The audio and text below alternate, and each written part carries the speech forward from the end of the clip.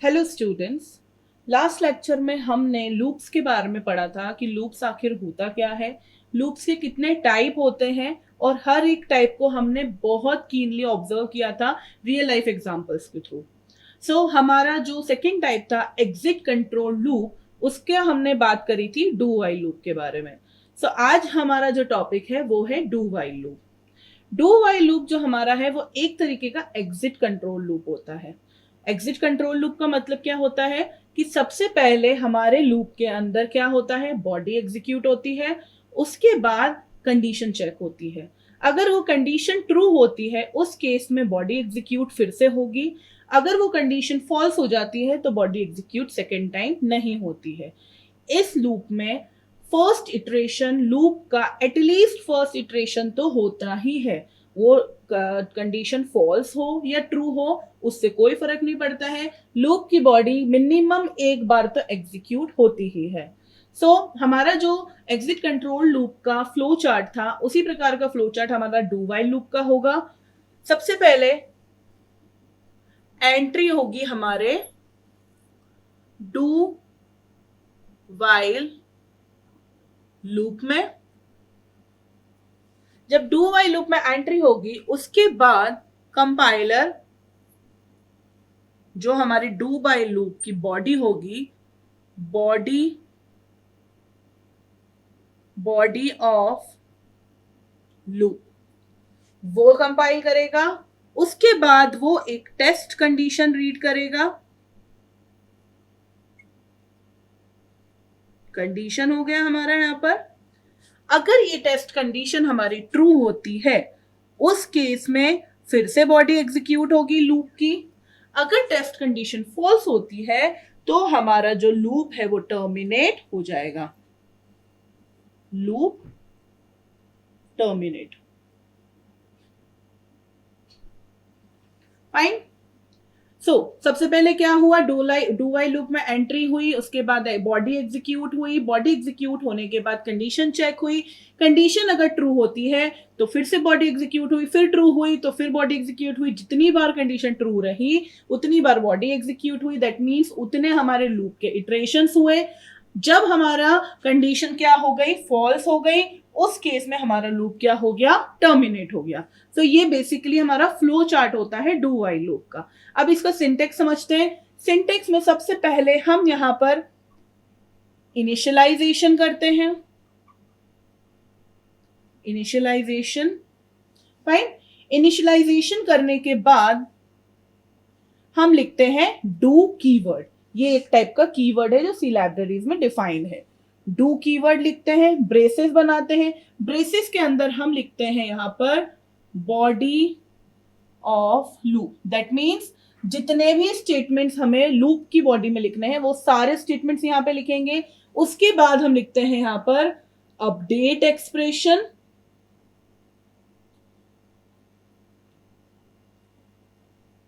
उसके बाद यहां पर हमारा ब्रेसेस होता है क्लोज। ब्रेसेस के बाद हम लिखते हैं एक और कीवर्ड वाइल। वाइल भी एक कीवर्ड है। पैरेंथेसिस के अंदर हम लिखते हैं टेस्ट एक्सप्रेशन या फिर हम उसको बोल सकते हैं कंडीशन भी। और पैरेंथेसिस के बाद हम यहाँ पे यूज करते हैं सेमीकोलन का। सो ये होता है हमारा basic syntax do while loop का। अब इसमें क्या होता है, जो हमारे डू वाइल के इटरेशंस का काम करता है वेरिएबल। दैट मीन्स जब हम लोग लूप के टाइम पर, जब मैं आपको लूप का इंट्रोडक्शन बता रही थी तो मैं बार बार जब नंबर्स वहां पर 1 2 3 4 10 तक मैंने प्रिंट कराए थे तो बेसिकली एक्स रिप्रेजेंट कर रहा था उस लूप के नंबर ऑफ इटरेशंस को। एक्स की वैल्यू जब 1 थी तब हमारा लूप का इटरेशन 1 था। एक्स की वैल्यू जब 2 थी तब हमारा लूप का इटरेशन नंबर 2 था। दैट मीन्स साइकिल लूप का 2 था। ऐसे ही जब इटरेशन 10 हमारा था तब x की वैल्यू भी 10 थी। दैट मीन्स हमारा जो x वेरिएबल था वो लूप के इटरेशंस बता रहा था, लूप के इटरेशंस को एग्जीक्यूट कर रहा था। वैसे ही यहां पर भी हमारे डू वाइल के इटरेशंस के लिए भी हमें एक वेरिएबल चाहिए रहेगा। वो वेरिएबल आपकी मर्जी, आप उसको कोई सा भी वेरिएबल बना सकते हैं, कोई भी नाम दे सकते हैं। बट एक चीज का ध्यान रखना है, वो इंटीजर टाइप का होगा। इंटीजर टाइप का होगा क्योंकि number of iterations 1 2 3 4 integer values है।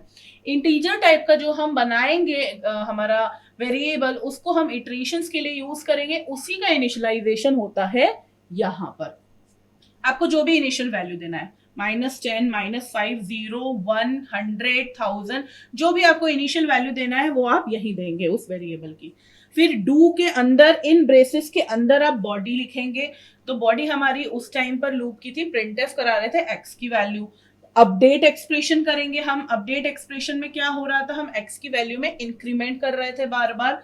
फिर उसके बाद यहाँ पर ब्रेसेस। बेसिकली ये जो अपडेट एक्सप्रेशन होता है ये हमारे लूप के इटरेशन को चेंज करने के लिए भी हम यहाँ पे लिखते हैं, ताकि हमारा लूप का इटरेशन चेंज हो। जब भी अपडेट होगा एक्सप्रेशन, उसके बाद वाइल के अंदर हम यहाँ पे टेस्ट एक्सप्रेशन रीड करेंगे, कंडीशन रीड करेंगे। अगर वो ट्रू होती है फिर वापस डू वाइल स्टार्ट हो जाएगा। दैट मीन्स इनिशियलाइजेशन सिर्फ एक बार वर्क करेगा। वैसे भी इनिशियल वैल्यू एक ही बार दी जाती है, starting value. Do while loop कितनी बार रन करेंगे, सेकेंड बार अगर डू वाइल लूप रन हुआ है, फिर थर्ड ये पॉइंट हुआ, फोर्थ ये पॉइंट हुआ, फिफ्थ टेस्ट कंडीशन हुई, अगेन फिर हमारा सेकेंड नंबर फिर से स्टार्ट हो गया है। जब मैंने आपको लूप का एल्गोरिथम लिखी थी उस टाइम मैंने यही लिखा था। सबसे पहले मैंने उसमें क्या लिखा था, x = 1। सो सबसे पहला क्या हुआ था, इनिशियलाइजेशन। फाइन। सेकेंड हमारा हुआ था लूप बॉडी। थर्ड हमारा हुआ था अपडेट एक्सप्रेशन। फोर्थ हुआ था हमारा कंडीशन चेक। फिफ्थ में मैंने क्या लिखा था, if fourth one is true go to 2। तो यहां पर भी मैंने यही लिखा, इफ 4 is true go to 2। Fine. उसके बाद मैंने यहां पे लिखा है if 4 is false loop terminate। Same चीज। फाइन। सो इस तरीके से हमारा लूप का सिंटेक्स होता है और इस तरीके से हम लूप का एल्गोरिथम लिखते हैं। चलिए एक एग्जांपल लेते हैं हम, एक प्रोग्रामिंग एग्जांपल लेते हैं जिसको हम प्रोग्रामिंग के थ्रू एग्जीक्यूट भी करेंगे हमारे एडिटर पे।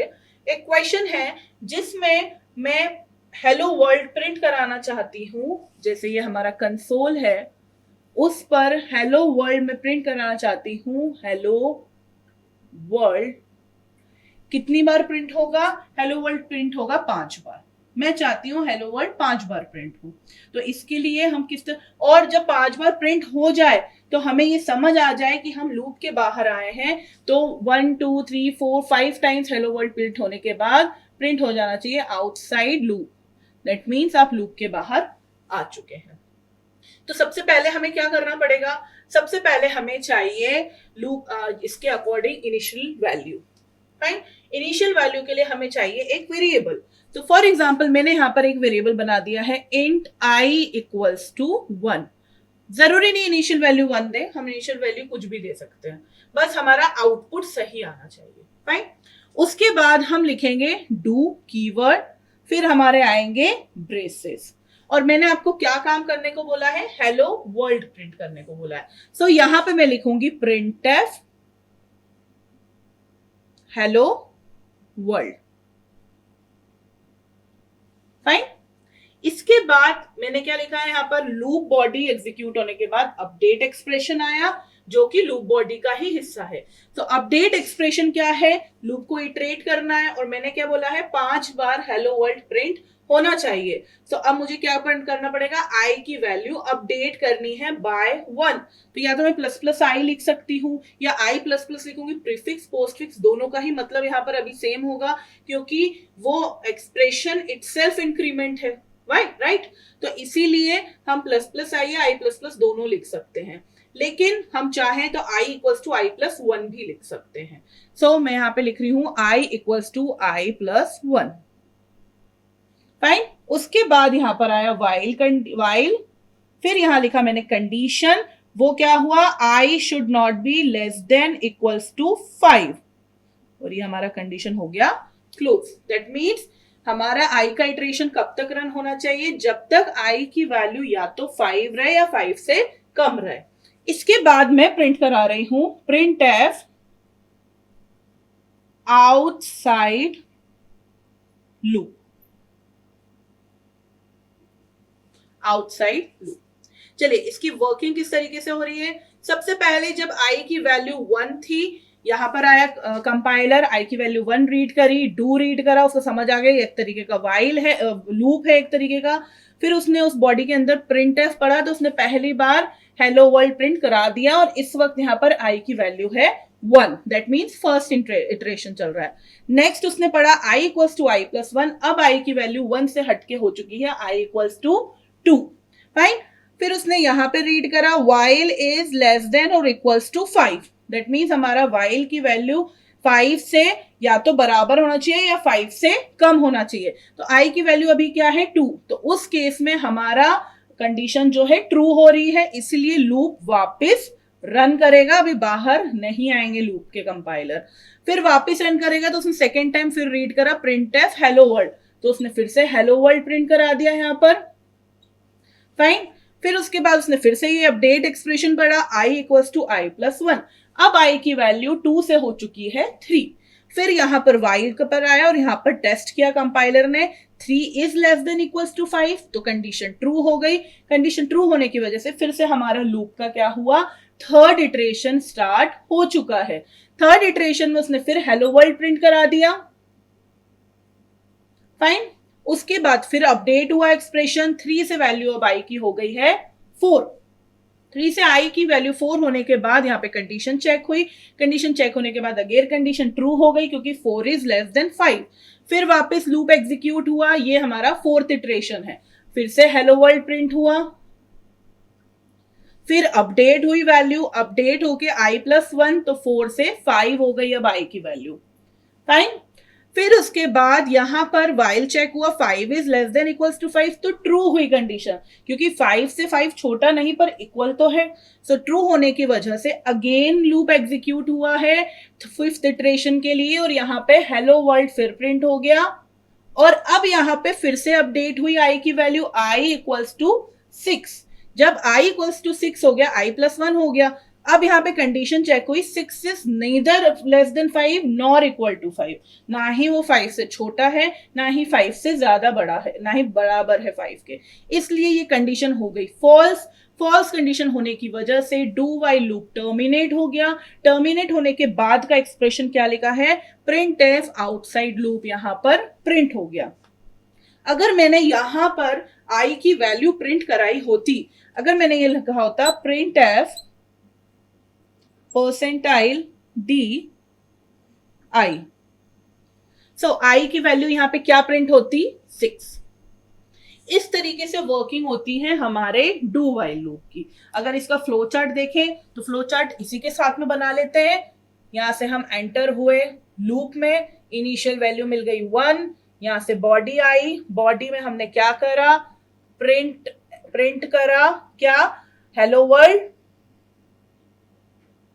उसके बाद i equals to I plus 1, उसके बाद कंडीशन यहां चेक हुई, i is less than equals to 5। Condition true होने के बाद वापस से लूप ट्रू पर यहां पर गया, बॉडी पर जब तक गया जब तक कंडीशन ट्रू होती रही। उसके बाद फॉल्स होने के बाद जो नॉर्मल हमारे थे प्रिंट आउटसाइड लूप और i की वैल्यू प्रिंट हो गई। तो इस तरीके से इसका फ्लो चार्ट है। चलिए इसको अब हम प्रैक्टिकली एडिटर पे इंप्लीमेंट करते हैं। तो सबसे पहले हम हमारी हेडर फाइल्स इंक्लूड करेंगे यहां पर।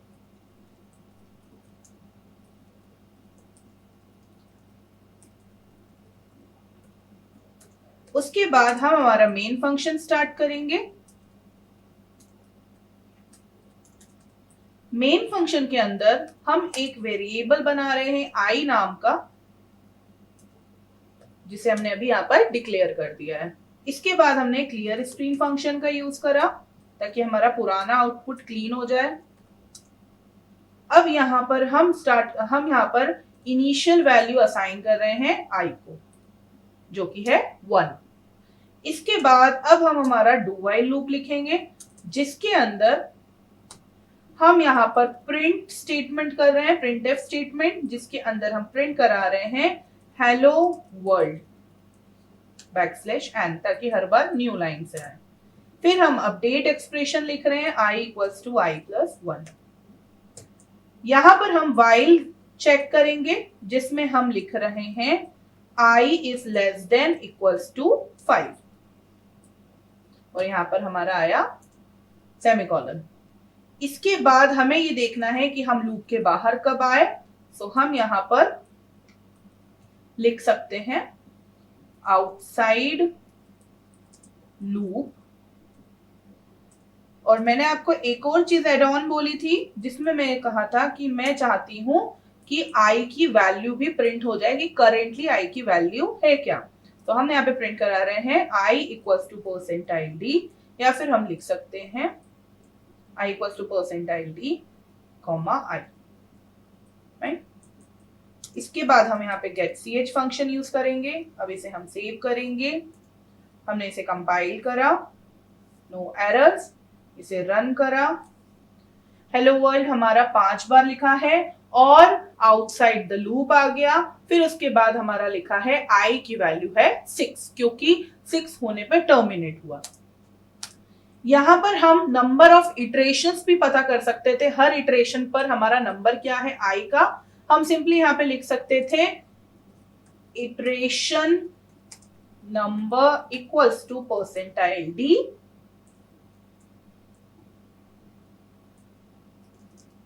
और यहां पे हम लगाते न्यू लाइन, और यहां पे लिखते हम कॉमा लगा के i। सो हर एक इटरेशन पर i की उस वक्त उस पर्टिकुलर मोमेंट पे क्या वैल्यू है वो यहाँ पर प्रिंट हमारे पास हो जाएगी, वही हमारा इटरेशन नंबर होता है। सो इसको हमने सेव करा, अब हमने इसको कंपाइल करा और हमने इसको रन करा। So hello world iteration number 1, hello world iteration number 2, iteration number 3, 4, 5 iteration के बाद जब 6 इटरेशन पर लूप एग्जीक्यूट होने की कोशिश कर रहा था तो कंडीशन फॉल्स हो गई, इसलिए 6th इटरेशन वर्क नहीं हो पाया। सो इस तरीके से हम डू वाइल लूप का यूज करते हैं हमारे प्रोग्रामिंग में, और वो हमें हेल्प करता है एग्जिट कंट्रोल लूप को डिजाइन करने।